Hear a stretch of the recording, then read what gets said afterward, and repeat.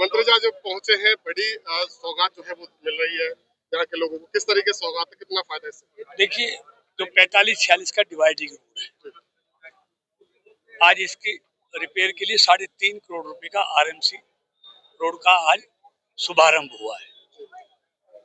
ये रोड न सिर्फ 45-46 बेवला के लोगों के लिए आवागमन है, बल्कि दिल्ली जाने वाले लोग, गुड़गामा जाने वाले लोगों को भी सूरजकुंड से ये सड़क का जुड़ाव होता है। तो हजारों लोग इस सड़क से रोज गुजरते हैं। सड़क की हालत दर्जर हो गई थी, अभी नई बनाई थी 4-5 साल पहले, तारकुल की थी, तो दोबारा इसको मजबूती के साथ आरएमसी को आज शुभारंभ किया है।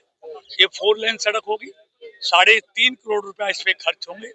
दोनों तरफ साइडों में ग्रीन बेल्ट होगी, बीच में डिवाइडर में एलईडी लाइट, स्ट्रीट लाइट होगी, और आगे जहाँ क्रॉसिंग है वहाँ एक उसका गोल चक्कर सुंदर बनेगा। तो एक मजबूत सड़क लोगों के लिए, हजारों लोगों के लिए, ये आवागमन के लिए मजबूती के साथ बनाई जाएगी। पेट्रोल डीजल महंगे हो गए, सीएनजी महंगी हो गई है। लगातार प्रधानमंत्री ने पहले आह्वान किया था, अब विपक्ष कह रहा है कि इतनी महंगाई जनता की कमर तोड़ रही है। देखिए, विपक्ष के पास कुछ बचा नहीं है।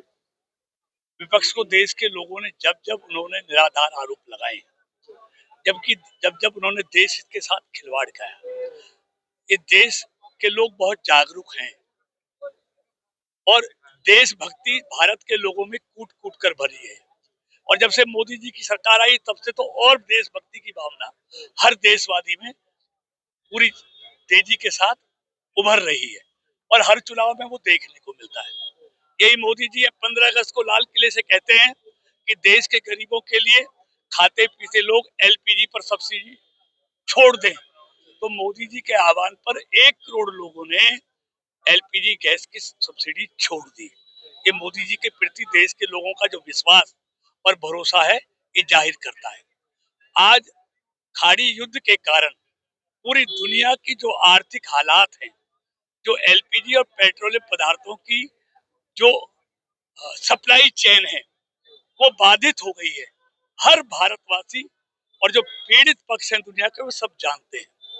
ये भारत अकेला ऐसा देश है जब दुनिया में 50% से 60% तक पेट्रोलियम पदार्थों में तेजी आ गई है, आज भारत में सबसे कम 3% बढ़ोतरी की गई है। ये हर भारतवासी जानता है।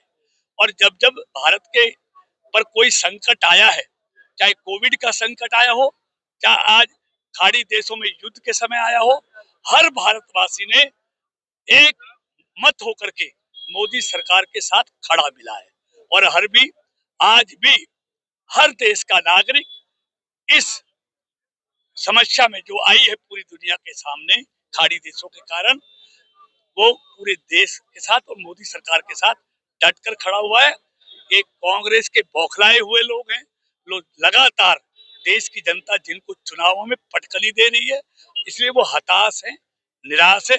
और वैसे भी कांग्रेस की हालत तो आज ये उस एम्बेसडर गाड़ी जैसी हो गई जो आज कहीं ढूंढने से भी नहीं मिलती। ईद शाह की बैठक का बड़ा असर हुआ है। विपुल गोयल जी ने 10 साल के कार्यकाल का जांच कराने के आदेश दे दिए हैं।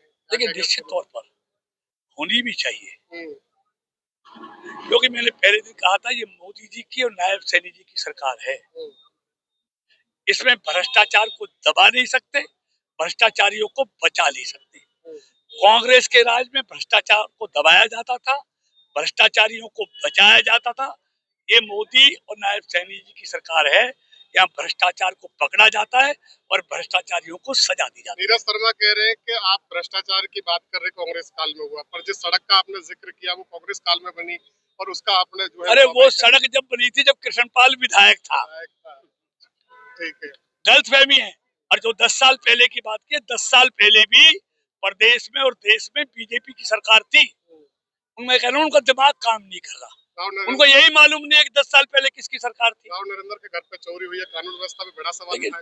देखिए, निश्चित तौर पर ये कानून से चलने वाली सरकार है, यहाँ आतंकवादियों के साथ कोई समझौता नहीं होता। आप देखेंगे, पहली बार आजादी के बाद देश में नक्सलवाद को जड़ मूल से समाप्त किसने किया है, तारीख तय करके? ये मोदी जी की सरकार, हमारे गृह मंत्री जी ने जो कहा वो करके दिखाया। आज देश में जहां 70-72 जिलों में नक्सलवाद था, आज देश में एक भी जिले में नक्सलवाद नहीं है। ये मोदी जी की सरकार है ना, खत्म कर दिया ना। आज देश में कई सारी सीमाएं सुरक्षित हैं। देश के अंदर हर आदमी सुरक्षा अपने आप को सुरक्षित महसूस करता है। आज कहीं दंगा नहीं है, कहीं बम ब्लास्ट नहीं है। आज लोग चैन के साथ अपने गुजर बसर कर रहे हैं। ये सारी चीजें विपक्ष की सरकारों में होती थी, क्योंकि वो आतंकवादियों के साथ उनके प्रति उनकी हमदर्दी होती थी। एक आखिरी सवाल मंत्री जी, नीरज शर्मा ने एक और बड़ा आरोप लगाया है कि 200 करोड़ का जब घोटाला निगम में हुआ तो किसी की आवाज नहीं निकली। आज कौन सी टीम निकल के देखिए सामने? तब भी हमारी सरकार ने जांच कराई, दोषी लोग जेल गए। कह रहे बोले नहीं कोई भी। नहीं, सारे बोले थे, कौन नहीं बोला। अरे आज जो चीज विपक्ष को बोलनी चाहिए हम बोल रहे हैं। वो कैसे ना, 900 चूहे खा के बिल्ली हज को चली, इन कांग्रेसियों की ये हालत है। Thank you.